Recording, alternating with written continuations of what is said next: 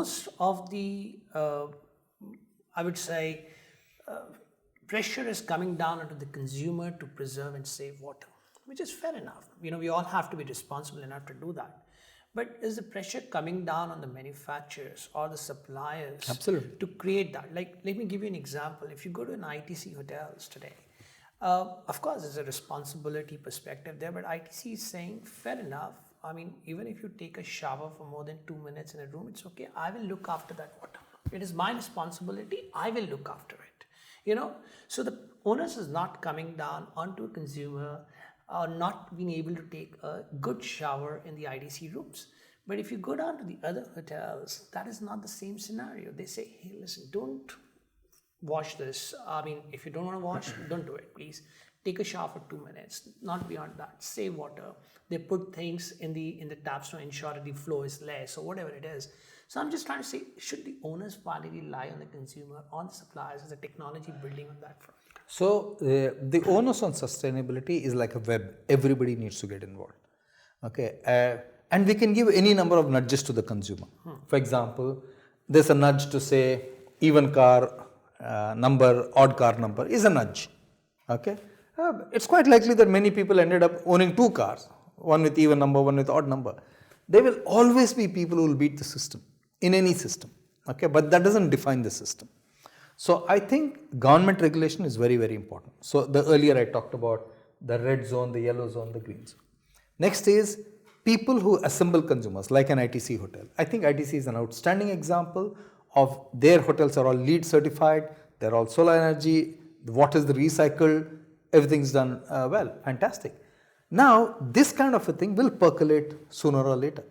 It's a matter of time. Okay. With some education, with hopefully some let's take regulation, etc. It will happen. Right, Hari.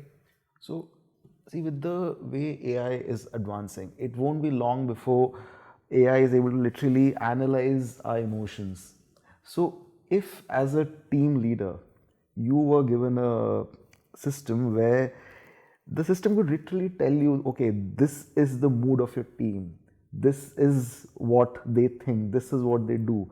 As a leader, would you be comfortable enough to let your decision making rest on the basis of the analysis given by an AI, which are very critical key analysis?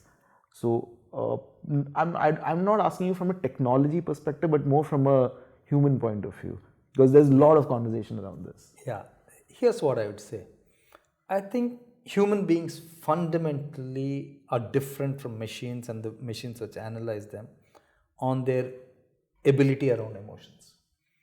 Human beings are outstanding at masking their emotions, hiding their emotions. Human beings are outstanding at displaying emotions.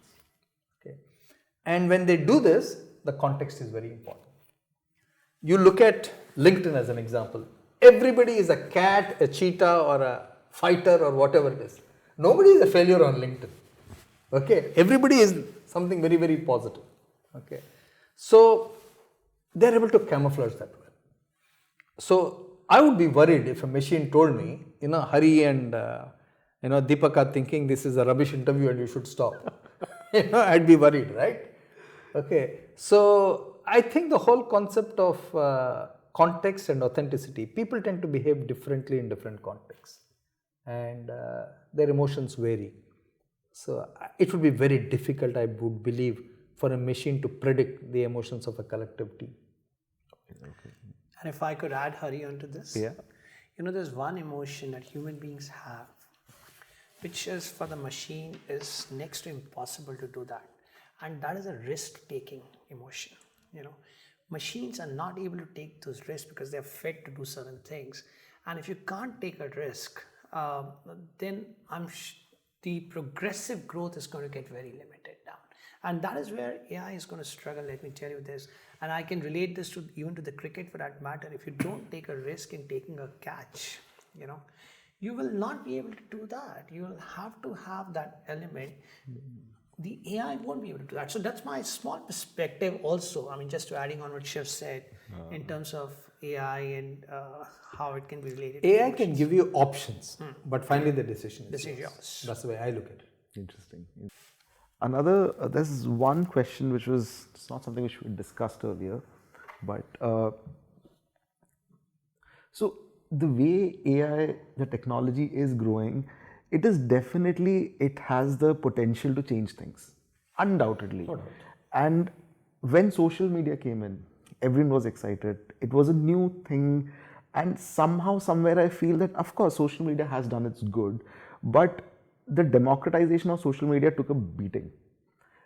With AI, I feel the way it is growing, the way new players are coming out, it really has the power to democratize the knowledge and everything for people across borders, across economic backgrounds, across everything. It definitely has that. But do you think that as people who are responsible for driving the technology, they have that in them to ensure that it doesn't go down the social media path, which is, I'm not saying that it went down a bad path, but it could have done much better. So do you think that AI being the technology, it has immense potential. Do you think that we are going in the right direction? We are thinking about it in the right direction, or is it still like, okay, let's make some profit? There's no wrong in making profit, but are we thinking of a bigger picture from a humanity perspective? Yeah, so what AI can do for you is to look at your large database that you have and throw out things which are humanly impossible to do. For example, if you're a CFO, you need to present every quarter to the investors. AI can put all your data points together and make a very crisp presentation for you in order to be much more effective with your investors.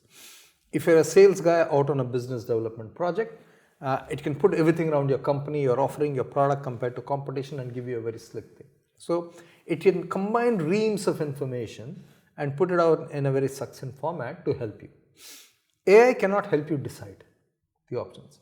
AI cannot help you target to say, hey, this person will definitely do this or that. I don't think we are there as yet. I think the rules around AI are still very, very foggy. I think it will take time. We will learn as we go through use cases.